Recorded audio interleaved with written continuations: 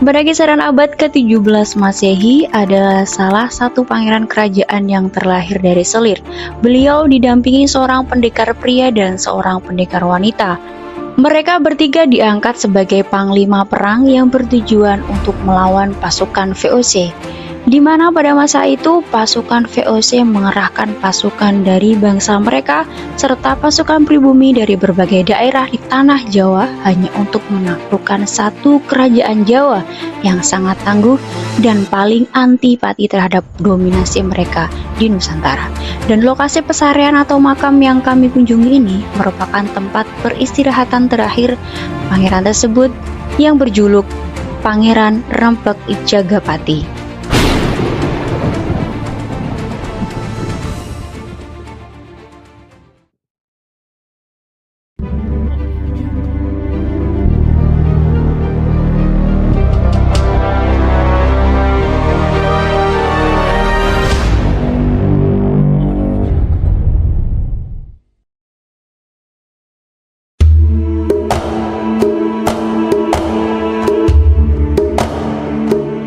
Berlokasi di Dusun Kerajaan Desa Bunder, Kecamatan Kabat, Kabupaten Banyuwangi, area makam ini cukup mudah untuk diakses dengan kendaraan pribadi, baik roda 2 maupun roda 4. Dikelilingi hamparan lahan persawahan membuat suasana di tempat ini sangat tenang dan damai, cocok untuk para peziarah yang mencari ketenangan dalam bersepedi.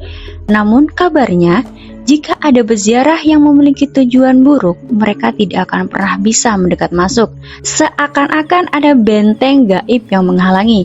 Selain itu, siapapun yang masuk lalu berniat untuk mencuri barang yang ada di sana, mereka juga bisa tertahan di dalam tanpa bisa keluar maupun berbicara. Hanya setelah mengembalikan barang curian dan diizinkan oleh juru kunci, barulah mereka bisa keluar dan bicara lagi.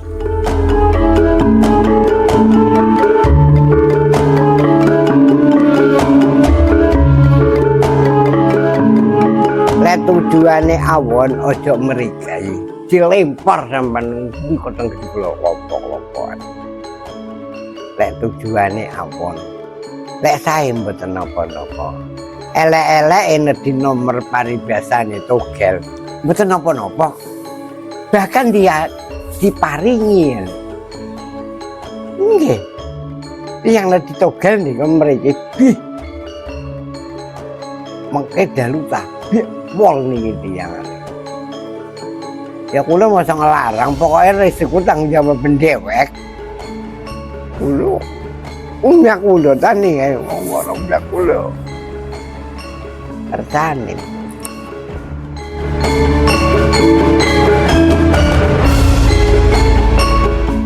Banyak yang beranggapan bahwasanya makam Pangeran Rempek Jagapati ini merupakan makam dari Panglima Perang Prabu Tawang Alun II. Padahal dilihat dari kisaran tahunnya, Prabu Tawang Alun II memerintah pada tahun 1649 sampai 1652 di Kerajaan Blambangan dan tahun 1655 sampai 1691 di Macan Putih. Sedangkan Mas Rempek Jagapati baru lahir pada tahun 1740 atau 1750-an. Selisihnya sangat jauh untuk disebut sebagai panglima perangnya Prabu Tawang Alun. Akan tetapi Mas Rempek Jagapati ini masih merupakan keturunan Prabu Tawang Alun II. Sebenarnya sejak dilahirkan, nama beliau adalah Jaka Pakis atau Mas Rempek saja. Jagapati atau Jagatpati sendiri adalah gelar yang disematkan oleh para pengikutnya saat memimpin Perang Puputan Bayu. Karena beliau masih keturunan Prabu Tawang Alun II, maka sebutannya menjadi Pangeran Rempek Jagapati atau Mas Rempek Sang Pangeran Jagapati. Jika dirunut dari jalur perempuan, ibu, nenek, dan buyut perempuan beliau semuanya adalah Selir.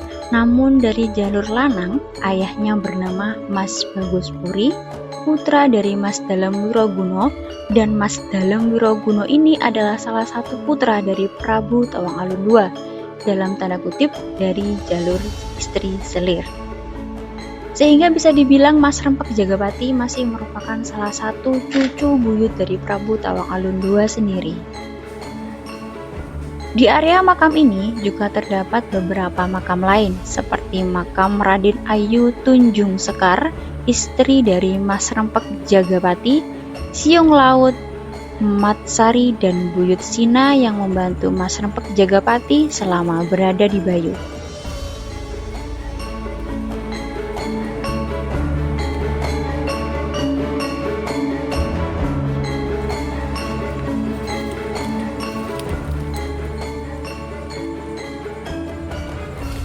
Niku sing wedok. Nggih. Niku bojone Tempo. Bawane lho, monggo dika anggotane ngoten ping 3 niku.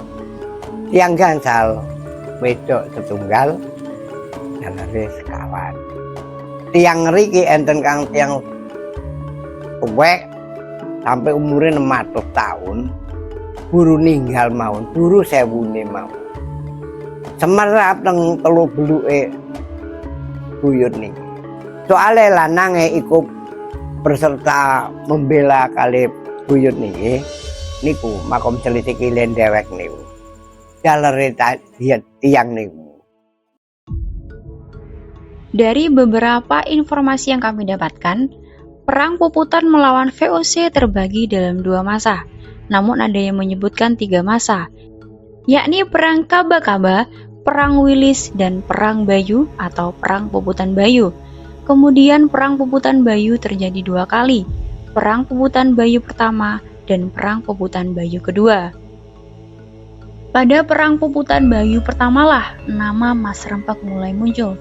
Sebelumnya pada saat Perang Wilis terjadi, Wong Agung Wilis saat itu menjadi raja kerajaan Belambangan menghimpun pasukannya di Ulu Pampang untuk melawan VOC. Saat penghimpunan pasukannya itu, Wong Agung Wilis membagi pasukannya menjadi 2 bagian. Pasukan pertama dipimpin oleh Wong Agung Wilis sendiri dan pasukan kedua dipimpin oleh Mas Dalem Puger atau Mas Surowijoyo. Ada 2 versi mengenai pemilik nama Mas Dalem Puger ini. Pertama, nama Mas Dalem Puger adalah nama dari 2 orang yang berbeda. Yang satu adalah Mas Dalem Puger Surowijoyo dan yang kedua Mas Dalem Puger Ki Jaganingrat.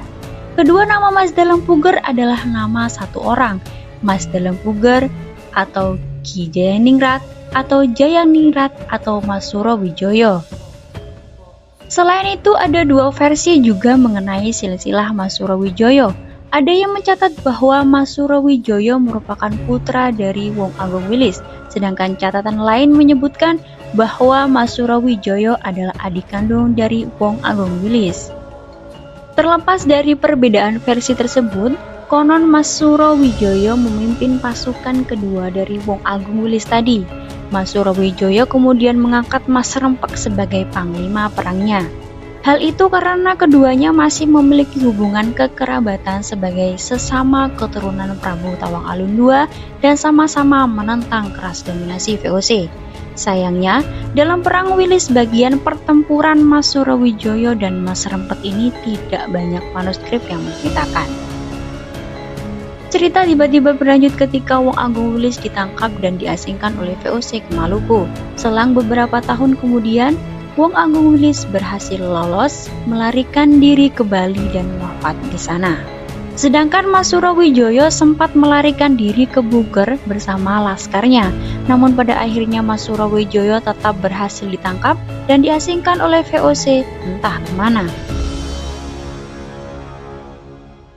Barulah ketika keluarganya banyak yang gugur akibat ulah VOC, Mas Rempek yang berlindung ke desa Bayu dan mendapati rakyat Belambangan juga berlindung di sana, akhirnya mulai membangun pasukan dan merencanakan strategi untuk melawan VOC lagi. Secara mendadak desa Bayu dijadikan bak keraton. Benteng-benteng dibangun di berbagai arah menggunakan batang-batang pohon yang disusun secara berderetan dengan ujung yang dibuat runcing. Benteng seperti ini biasanya disebut palisada.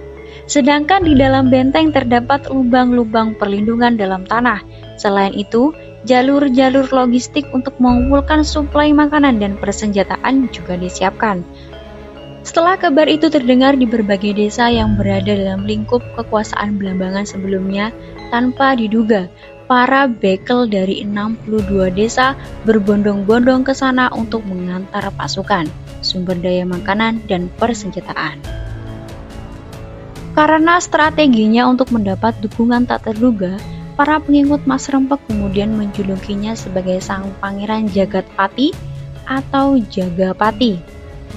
Hal itu juga dikarenakan bahwa misi utama Mas Rempek adalah menumpas habis VOC yang berniat menguasai Belambangan.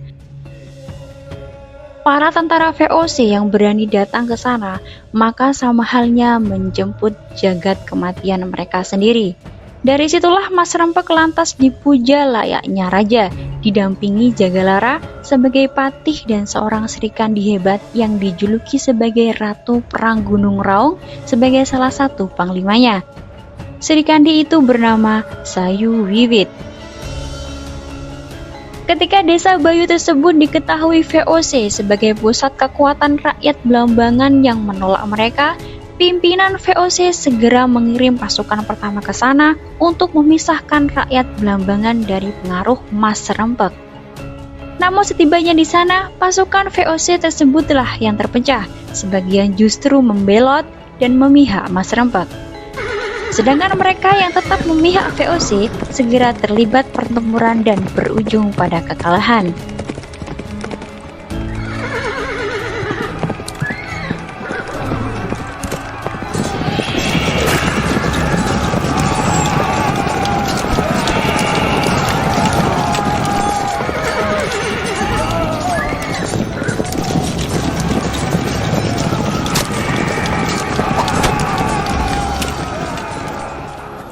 Selang 3 hari, VOC kembali mengirim pasukannya yang terbagi dalam 2 pasukan.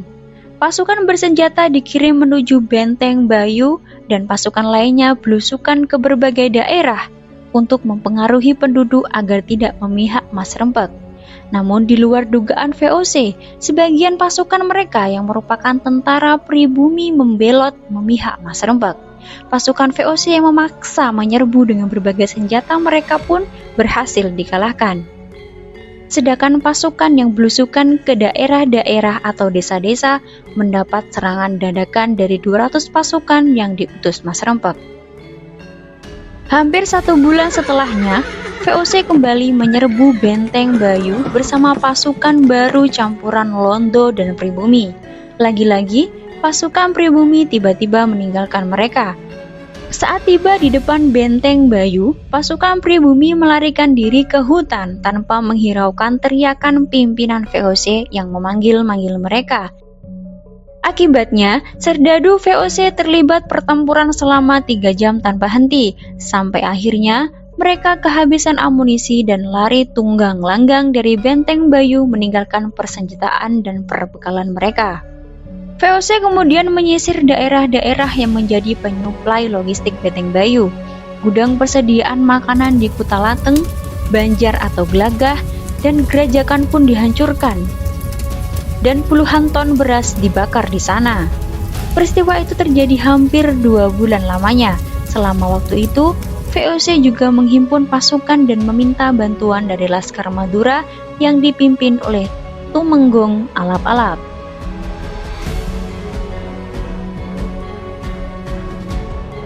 Ketika Laskar Madura tiba, pasukan VOC beserta 2.000 Laskar Madura bergegas ke Songgon untuk menyerbu Benteng Bayu dari arah utara. Mendengar hal itu, Mas Rempek segera gerak cepat memimpin pasukannya sendiri. Bersama 1.000 pasukannya yang bersenjatakan keris pedang dan tombak, Mas Rempek menyerbu pasukan VOC yang baru tiba di Songgon. Taktik perang Mas Rempek dan penguasaan medan dari pasukannya pun berhasil menyergap pasukan VOC. Pasukan VOC yang berniat menyergap itu lenyap disergap pasukan Mas Rempek.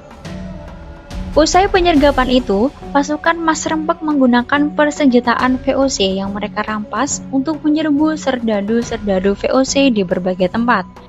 Hal itu membuat pasukan VOC terdesak dan sibuk melarikan diri.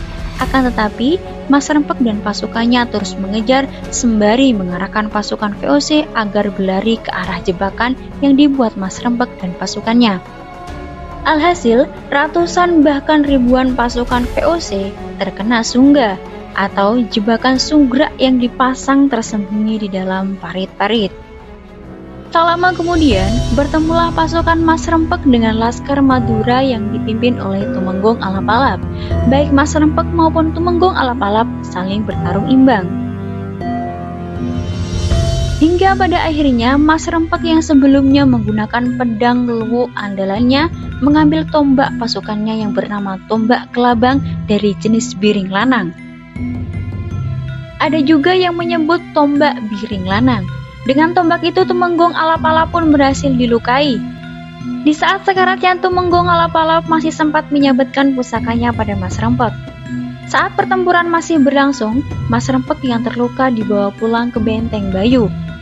Namun setibanya di sana, Mas Rempek masih mengatur strategi. Kemudian ia menunjuk Patih Jagalara dan Sayu Wiwit untuk melanjutkan pertempuran. Pertempuran pun berlangsung sampai malam hari dan berakhir saat pagi tiba. Namun saat itulah pasukan Mas Rempek yang pulang ke Benteng Bayu akhirnya mendapati pimpinan mereka telah meninggal dunia. Meski demikian, Pangeran Sumenep dan Panembahan Bangkolan konon sangat murka atas kematian Tumenggung Alap-Alap, sehingga mereka kembali menyerbu Benteng Bayu bersama pasukan VOC.